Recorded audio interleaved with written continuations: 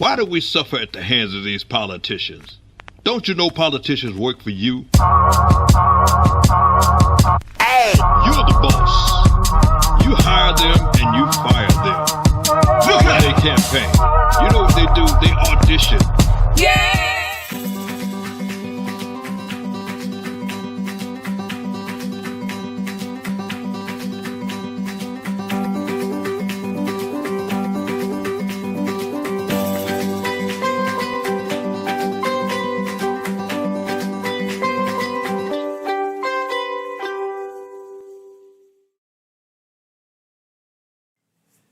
Hello, Talk Labor fans. This is Jerry Williams from Talk Labor, and we got a special treat for you. I did an interview with radio station Wvon prior to the settlement of the lawsuit, and some people heard it and they asked me, "Hey, man, why don't you put that on your podcast show? It's very interesting and it has a lot of information for people." And you know what? I decided that we will do that. And this is a special broadcast just for that. I want you to sit back, relax, and listen because it really is part of what you need to hear. Both retirees and people that are going to be retirees. It's a great interview. So just sit back, relax, and see if you can enjoy this. Jerry is the former president of the ATU 308 union. And Jerry, welcome to WVON. Tell me about the union. Hey, what is ATU 308? Thank you for having me on. ATU Local 308 is Amalgamated Transit Union Local 308, and we represented the everything on the rail. CTA? Assistance, yeah, it's CTA. Oh, got you. All right. Uh-huh. So big time transportation. So the story here, because Todd was telling me this, and I found it interesting, and I got some comments on it, and I am a union member, been in 2 unions. I'm currently in 1. Good. But this whole issue about retiring when you're a union member, man, you know the whole time you're a union member, there's always this seems like always this battle going on between union leadership and management, right? Yeah. It's just happening. As a member, you're supporting your union, yet you work in this work environment where you work with management. Right. Yeah. Now, well, it's this interesting, daily relationship that goes on. Mm-hmm. But of course, a big issue, one of the reasons why union members are so supportive of their unions is because of collective bargaining and working for wages and union benefits, health insurance, retirement, all of that stuff. That's what's important to union members, union leadership, is that ability to bargain collectively and fight and get the best possible deal for its members. Where the retirement part of it is important, right? Because yes. When you're a union member, you're not getting the company 401k or any of that stuff. So union has to go to bat for you and get whatever's can. What have you noticed has been happening with your union as it relates to retirement and benefits and coverage? Well, interesting enough, lately, since I retired back in 2006. I had no problems when I was president of the union, working with management, and got the biggest contract ever. And at the risk of patting myself on the back, biggest pay raise for union people retiring for union. Wow! But what happened was what I have a concern with is the way that management went down to Springfield and stole the union away from the union members. And what I mean by that is they passed a bill back here some time ago. I don't know if you remember, back about 2006. Where they went after all the unions in the state of Illinois. And every union filed a lawsuit, and they won. Every union except the union that housed the biggest group of people of color in the state of Illinois. All the other unions, they ruled in favor, had the same situation, but they ruled in favor of them. But with CTA, they did not. But I can't complain a whole lot because the Supreme Court did rule in our favor, the retirees. They ruled against the active people, and active people right now, these people are taking millions, if not billions of dollars away from them that they should not be taking. But I'm not active anymore, so I don't get into that. I'm dealing with the retirees. Now, when we filed that lawsuit, the CTA tried to get slick. They went down to Springfield, had the legislators down there to pass a bill that said that retirees we never had to pay our health care once we retire because we put all that into our pension. Mm-hmm. But they went down there and got that done, and they got it so that retirees would have to pay their own health care. And they said, well, we're really not taking money from you, but, you got to pay your own health care. That's taking money from you. Mm-hmm. There's a clause in the Constitution of the state of Illinois that says pensioners, you cannot go back and take money from a pensioner unless you're going to give them something of equal value or more. They didn't do that. They just went and took it.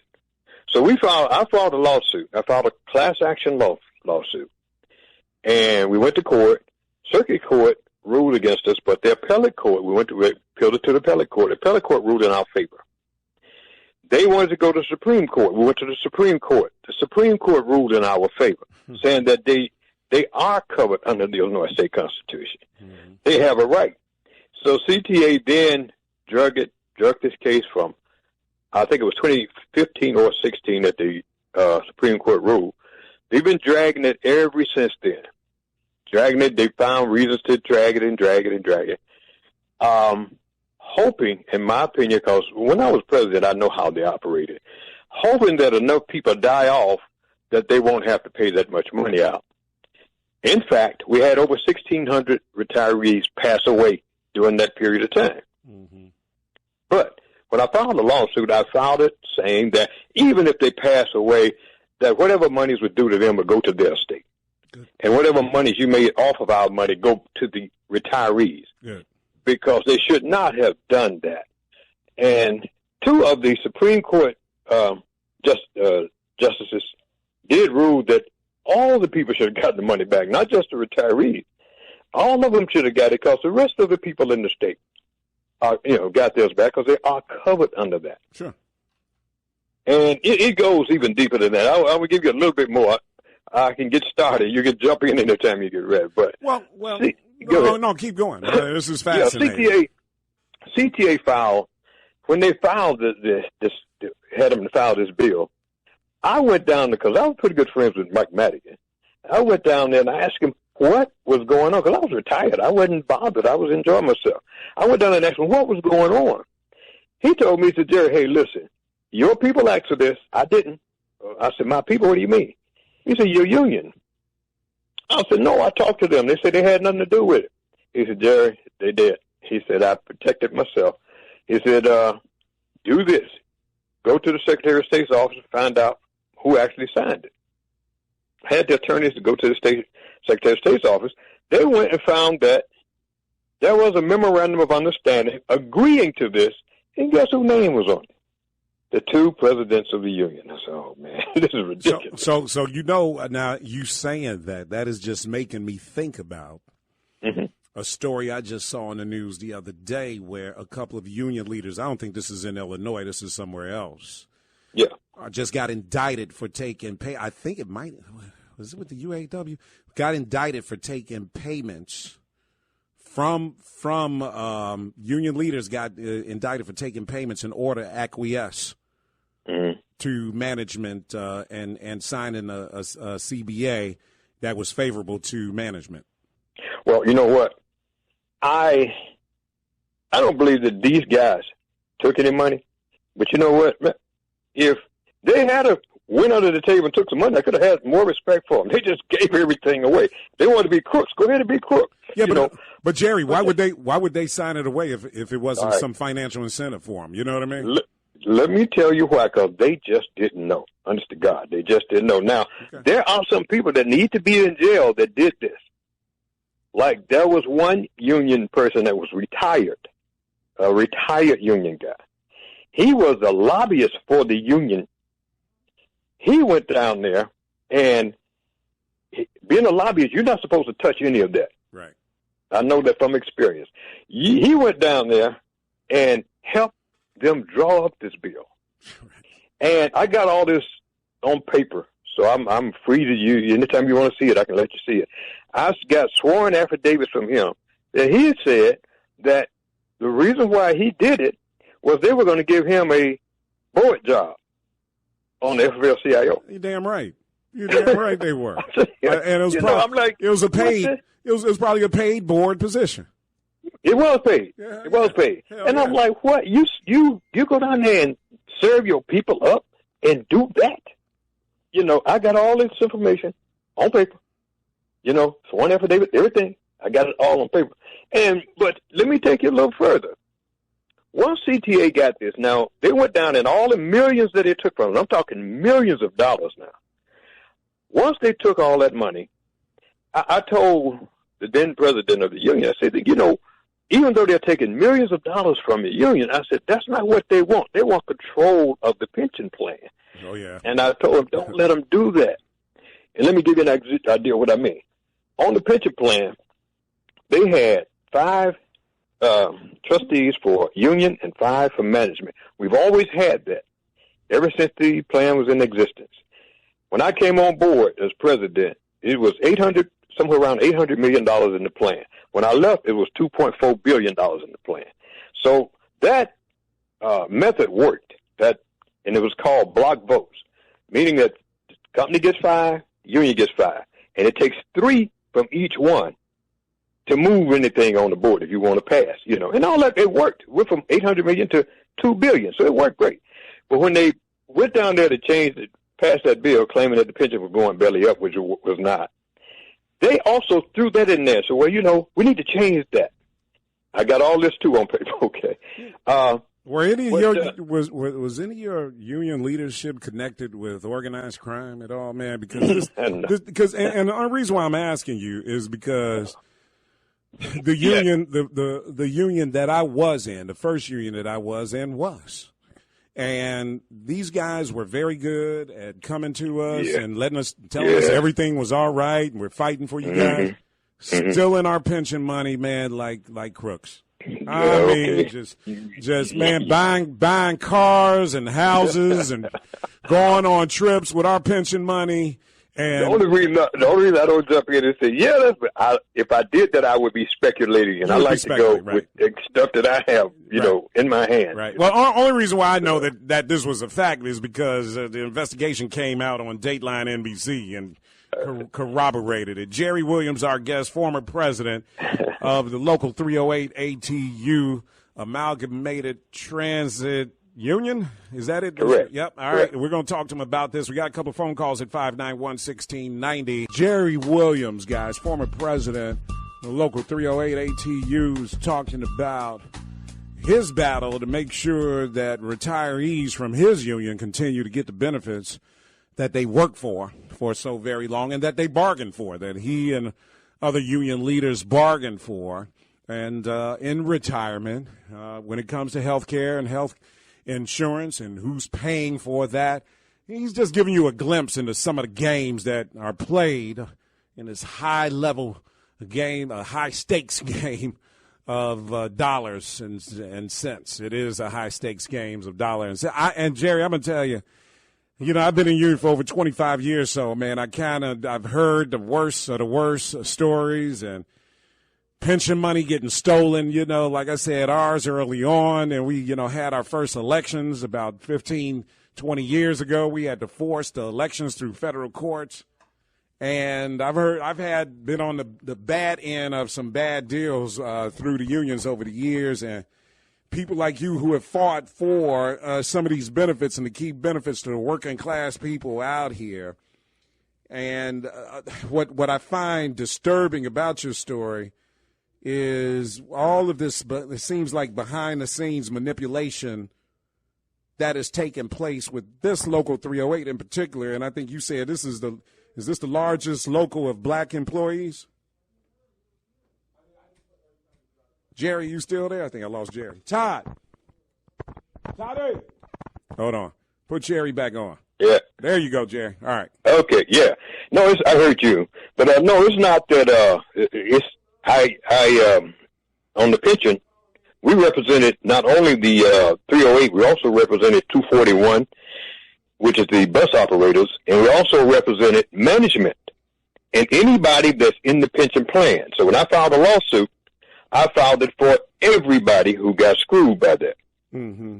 So I had to cover everybody. Somebody asked me, Jay, why you just filed for yourself? You could have got it and walked away. No. No, I can't see them stealing that kind of, well, I don't say stealing, but taking that kind of money from people like that. Two things I have, when you mentioned about where's the money go, we've been fighting this for well over about 12 years. Can you imagine all the money that the attorneys have made on this? I'm talking about. Yes, I can. Can you imagine? And we're talking millions of dollars. I'm not talking some $200,000 or $300,000. I'm talking millions of dollars. Yes, I can. Can you imagine? And then let me give you one more on the thing about the reason why I got problems with what they did with this bill.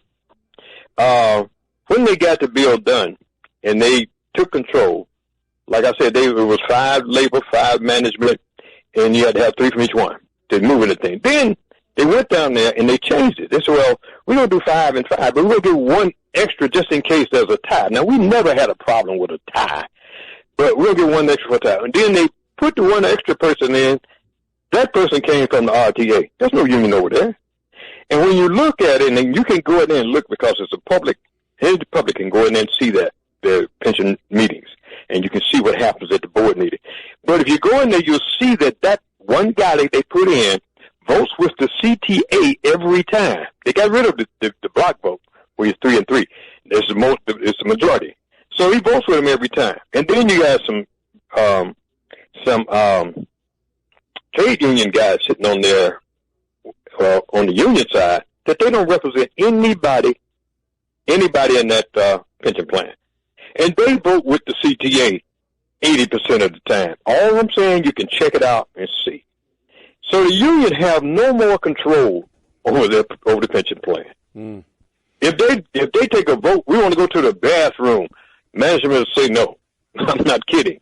This is the way it goes. Mm. That's what's been happening. I have to ask a question real quickly, though, about this, because I was around when there was the big issue with the state pensions, and I know that's different from what we're talking about here, but they were unable to, and they tried real hard, they were unable to take any of those bargain for agreements from those pensions because it was unconstitutional to do so. So basically what they did was, if you got hired today, then you could have a different plan that you agreed to go into with today. But if the day was a week ago, or even just the day before, and you had been hired then nothing could change with your pension.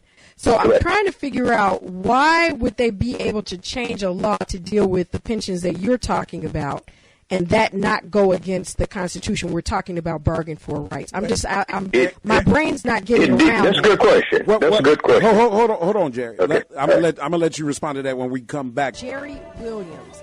He is, of course, the former president of the Amalgamated Transit Union 308, and we're having a discussion about how do you take away someone's pension rights after they have been bargained for, and they become an official contract, something that has been bargained for, something that is legal. And before the break, I was just asking you, Mr. Williams, about this idea that there was a big fight at the state, and let's say September 1st is the date.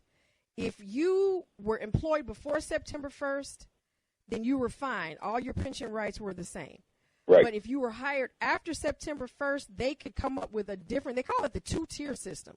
So your tier of benefits could change because they were saying, we're running out of money. We don't have enough money to pay everybody all of these pension benefits and all of these health care, all of these health care benefits. So, we got to figure this out. But they could not take away the rights of people who had already bargained for that. So please just let me know how this happened. You are, and I'm glad you asked that question, because you are 100% right. I've been trying to get people to listen to me for the longest. They did that for all the other unions that they attacked. They went back, they went to court, and the court said just what you said. You can't do that. They're already vested. You know, you can get the new people coming on, but you can't get these people. They're already vested. And according to the Illinois State Constitution, if you are vested, they cannot take anything from you unless they're going to give you something of equal value or more. Now, they did it for every union except the union at the Chicago Transit Authority that housed the largest people of color in the state. That's where I got a problem. I've been preaching that for the longest. Now, they ruled in our favor if you're a retiree. They were saying, well, you know, they're not covered under the union, and the union can't, you know. So they ruled in our favor. But they ruled against the active people, and they've taken billions of dollars from them since then. The pension fund, we had our actuaries, we, meaning the attorneys, had our actuaries go in there and look and see what that pension fund looks like. Our actuaries said if they paid us every penny that we're asking for, they would still be $200 million overfunded. This is how much the money they were taking from people. They're still taking it from them. Wow. They're still taking it from them. And I wanted to get this one thing in, too, that's very important. Because once they changed the voting mechanisms at the board, where they got away from the block votes, and they got control of the votes, let me tell you what they did. Oh, it was 100 or 200 of them that did this. I'm talking about some of your management people. And, you know, I got along with all the management people. As a matter of fact, when I was there, Valerie Jarrett was the chairperson. We got along. We were very good friends. I had good friends with other managers, other union people. But what these guys did, after I left, I was retired. And what these guys did, once they got control of that pension plan, they went in and passed a bill, passed a board, passed something at the board that would allow them to buy into the pension plan. They didn't have enough years to be here like we did. We have to spend 26 years before you can retire. They can just come in and buy their way in. And I'm looking at this right here on the document. One gentleman came in and paid $96,000 into the plan. But he gets $160,000 a year for the rest of his life. That's just one of them. That's just one. They took that and, I'm sorry. That's outrageous. Yeah, it is. It is. And when I hadn't dug into this, but when I got filed the lawsuit, I'm like, look at what they're doing. Folks, do y'all know that this is your money? When one of the guys got elected president, I had him to go in. I said, let me show you something, man. Would you go in and get an actuary to come in and an investor to come in and see how much money they're taking? They're taking money from people when they start at the CTA for this so-called health thing at the end of their career. So if you start at 21 years old and you get 64, they'll give you a few dollars. But they're taking a big percentage of your money. And we had the guy to come in and do the numbers. He said this, and we had to go and get another one just to back him up. He said, if you took that money that they're taking, each individual, you took that money that they're taking from them and invest that money for the 40 years that they're going to be taking your money, that individual would have $14 million when they retire. That's what that's what we looked at. And I'm like, this is crazy. They just did all kind of crazy stuff, just taking money like it's monopoly money. Man, let me tell you this. The union pensions have been a pot of gold for years. Yes. Years. Yes. But you know what, Jerry? You were talking earlier about the law firms, lawyers getting all the money. See, one of the things I'd like to see some black law firms be a part of, get this work. I mean, if that's the largest, black people are the majority of the union members there, then black law firms should be doing the business. I don't think they have one black. I'm not. Let me put it this way. I haven't seen one black lawyer over there. Yeah, I know. It's unfortunately, and I hate saying this because I'm in the union, man. It's just been a racket. That has been union pension money has been the feeding trough for years. Look, a lot of vultures. Let me cut in one more time because you were right about that. I got a copy of the Sun-Times way back then. I kept it because I keep your information. You had the leader of the CFL go over to ATU guys, the unions over there, and tell them y'all need to give up, some of your plans on your pension, and you need to pay more into your pension. You need to do and do A, B, C, and D. But when it came time for them to have to do the same thing, when the bill was passed, they said, "Oh no, we're not going to do it." But they fooled these guys, and they went over there and they did it, and they came and bragged about it, and then said they were going back to get them to give up some more. I got this on paper now. This is Sun Times. I got it on paper. The guy's name, the head of the CFL at that time, was Dennis Gannon. I knew him well. I remember that. You remember Dennis? Oh, yeah. They were had him out of there for something. But anyway, and I don't know if he got kickbacks. I don't know what happened. But anyway, I know he went over there, and I got it in the Sun Times. I kept the article because I said, this is crazy. Do y'all understand what this guy is doing? He's not doing that for his union. He's not telling his union to give up monies, but he's telling you, and I couldn't get through to him. I think Dennis is a second-generation Gannon union I don't want to say thief, but he was a second generation. He had a brother. Exactly. Right. Yeah, Jerry, Jerry, thanks so much, man. Okay. All right. I appreciate it. Great information, and I'm shaking my head over here. But hey, we're fighting. We're gonna go. Hey, we'll be in court on the 25th of October. Good. The judge is supposed to rule. I hope it doesn't get another delay. Yeah. But we'll see what happens. But some people need to go to jail. A lot of people are thankful for the work that you're doing on behalf, because there are a lot of retirees out here, and that union money, man, is very, very important. Benefits, and trying to make it off of the what do they call the cost of living increase? All of that. Oh, wait. Right. Every other union gets a cost of living increase. Right. Pension. We don't get it. Yep. See, that's another one. That's another one, man.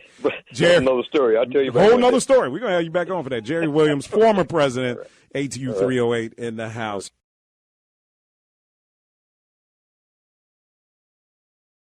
You want me to follow? Tell me where we going. Don't you know you work for me? Don't you know you work for me? Yeah, no, you work for me.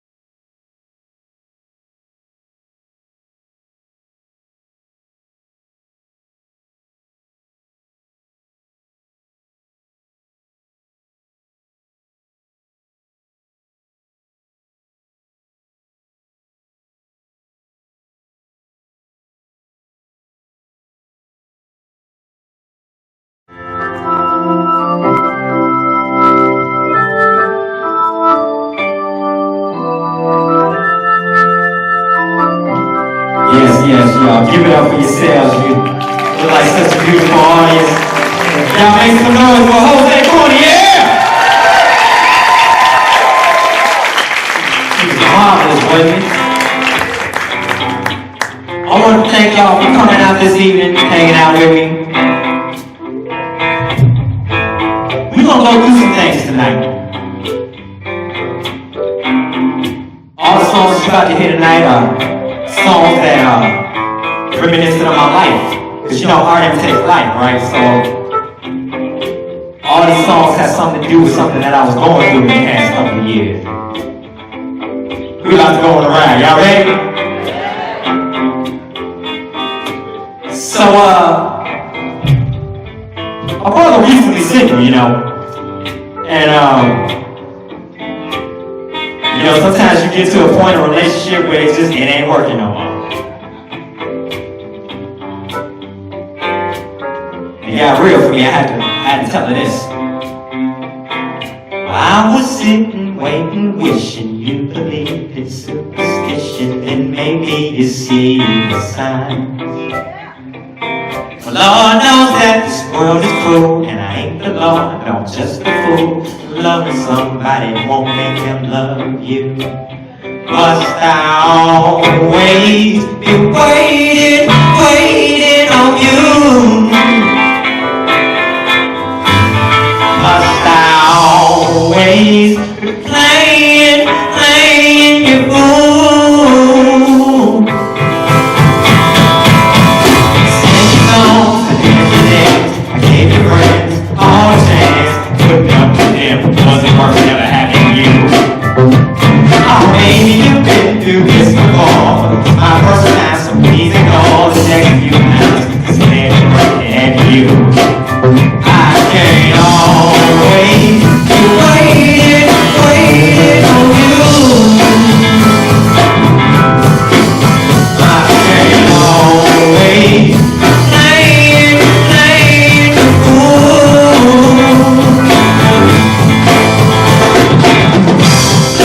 Playing your part. This time I see you on this plot to twist. I've had enough mystery.